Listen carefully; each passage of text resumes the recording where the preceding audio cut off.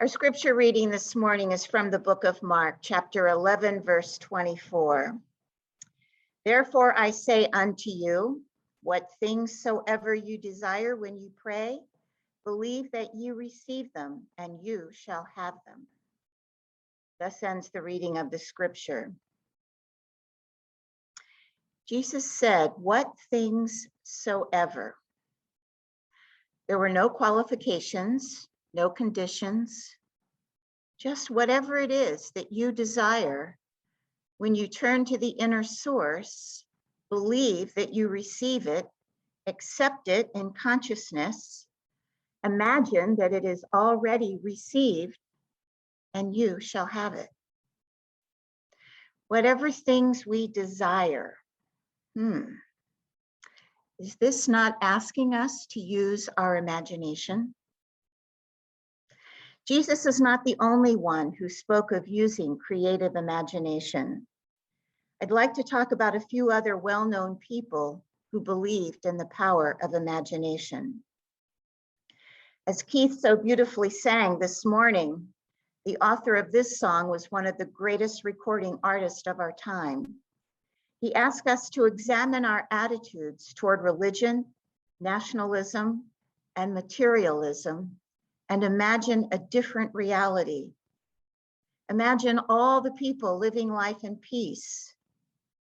You may say, I'm a dreamer, but I'm not the only one. Who am I referring to? John Lennon. Do you know that he sang these lyrics in 1971, 50 years ago today?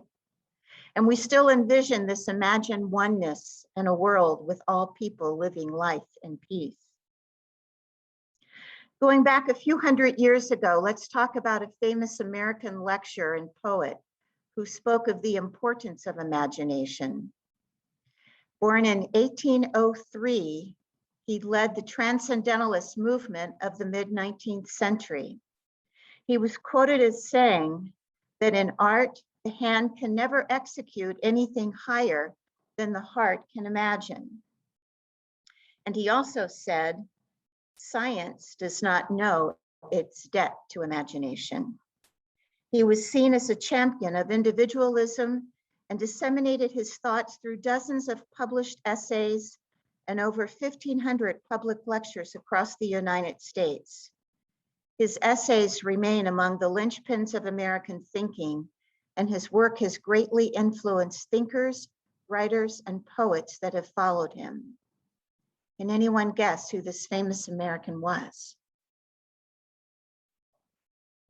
Emerson, Ralph Waldo Emerson. Very good, Phyllis. Now for one I'm sure you can all recognize. He was a German-born physicist who developed the general theory of relativity, best known for his mass energy equivalence, E equals mc squared, which has been dubbed the world's most famous equation. He spoke often of imagination, saying, imagination is more important than knowledge. For while knowledge defines all we currently know and understand, imagination points to all we might yet discover and create. Logic will get you from A to Z, but imagination will get you everywhere. Knowledge is limited. Imagination encircles the world. It is everything. It is the preview of life's coming attractions.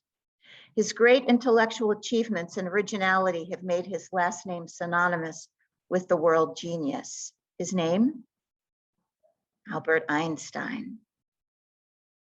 How about the famous Spanish-born artist who lived most of his life in France and is considered to be one of the greatest and influential artists of the 20th century? He said, everything you can imagine is real. In his lifetime, he produced over 50,000 pieces of artwork, comprised of paintings, sculptures, ceramics, drawings, prints, tapestries, and rugs. All were inspired by his imagination and fanciful dreaming, as he used to call it. Another hint, his daughter, Palomo, designs jewelry for Tiffany. Can anyone guess? Pablo Picasso. Everyone knows the man who created the mouse. the one whose entertainment empire has changed the lives of many children and adults alike around the world. He often talked about how it was fun to do the impossible. Disneyland will never be completed, he said. It will continue to grow as long as there is imagination left in the world. If you can dream it, you can do it.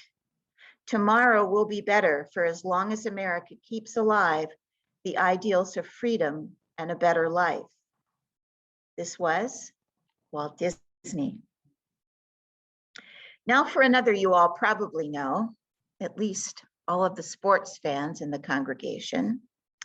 You may have watched him play numerous times, either live or on television. He is quoted as saying, "Winners, I am convinced, imagine their dreams first. They want it with all their heart and expect it to come true. There is, I believe, no other way to live." Known as the comeback kid, he helped his teams to 31 fourth quarter come from behind wins. Only one of two players to be named Super Bowl MVP 3 times, and the one with the highest passes rating in the entire NFL. This player knew what imagining his dream first was all about. Considered by many to be the greatest quarterback in the history of the NFL, he played for the San Francisco 49ers for 14 seasons before being traded, then spent his final 2 years with Kansas City. He retired in 1994 and is now living on a 600-acre estate in California's Napa Valley, where he enjoys cultivating grapes for winemaking. Sounds as though his imagination still has him living out his dreams. Anyone like to guess? Joe Montana. And let us not forget that well-known song, "But It Was Just My Imagination Once Again Running Away With Me." Interestingly enough, the man telling the story in this song is talking about a deep love affair with a woman whom he admits he actually never met. It was just his imagination running away with him. Anyone know the name of this group? The Temptations. The use of imagination is a gift that allows us to experience without limitations the idea of all things possible. When you stop to think about it, using our imagination is done every time we are in guided meditation.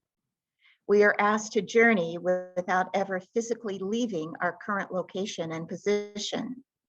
This is a very powerful use of imagination. Many people use guided meditation to relieve stress, manage their pain, and create peace in their bodies. The brain cannot tell the difference between what is imagined and what is real.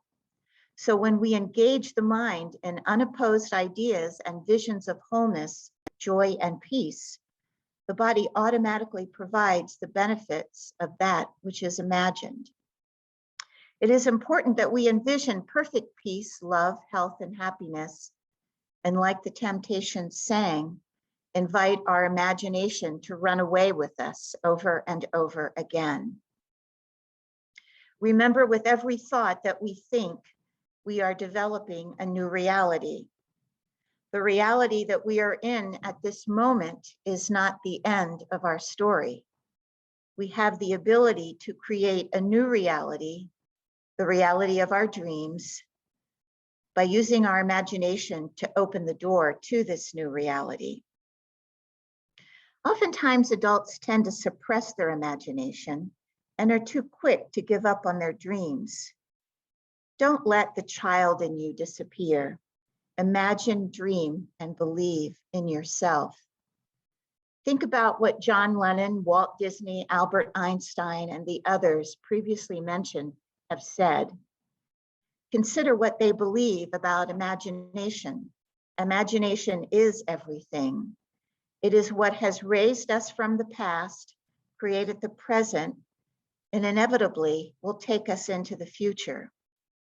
Imagination is not only the ability to conceive of that which we want, it is also the ability to nurture that which we have and to avoid that which we do not want to experience. Imagine, if you will, the life that you have. Recognize that it is and has always been created from the ideas and thoughts you have manifested in your lifetime. Fear becomes fear, hate becomes hate, and love becomes love, all created in the same way and with the same means. If you don't like the life you currently have, imagine it differently and a new reality will emerge. The imagination is the output of the universal mind. The imagination says all things are possible. Therefore, boldly imagine what you want until you want what you imagine so much that you are moved to manifest it. So how do we as spiritual people desiring more in our life get started? Well, to begin with, we must engage in daily practices to imagine, see, and manifest all the good things we want in our lives, in our communities, and in our world. We can read, we can study, we can recite daily affirmations, we can pray. Don't forget the power of prayer. We can begin to visualize the things that we want in life and the relationships we want to have. We can daydream. Now, daydreaming has received kind of a bad rap over the years from school teachers who thought that their students weren't focused enough, or parents who were worried that their children were living in la la land and wouldn't grow up to become caring, responsible adults.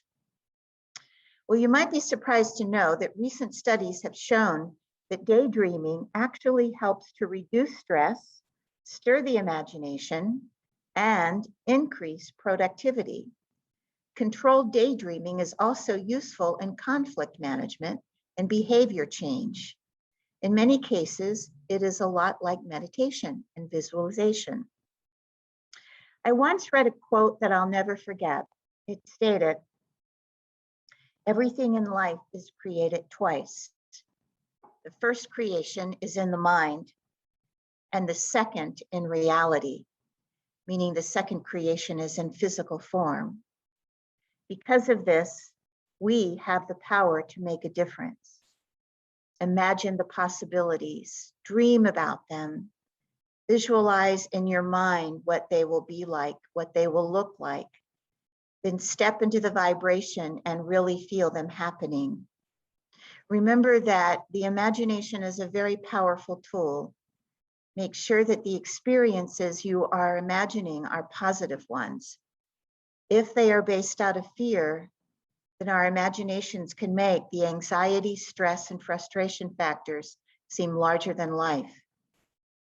Train your mind to think only the best, expect only the best, and know that you will receive only the best. Like begets like. We must see ourselves with only that with which we desire. As we read in the Bible, Mark chapter 11, verse 24, "What things soever ye desire, when ye pray, believe that you receive them, and ye shall have them." Imagine that. And so it is.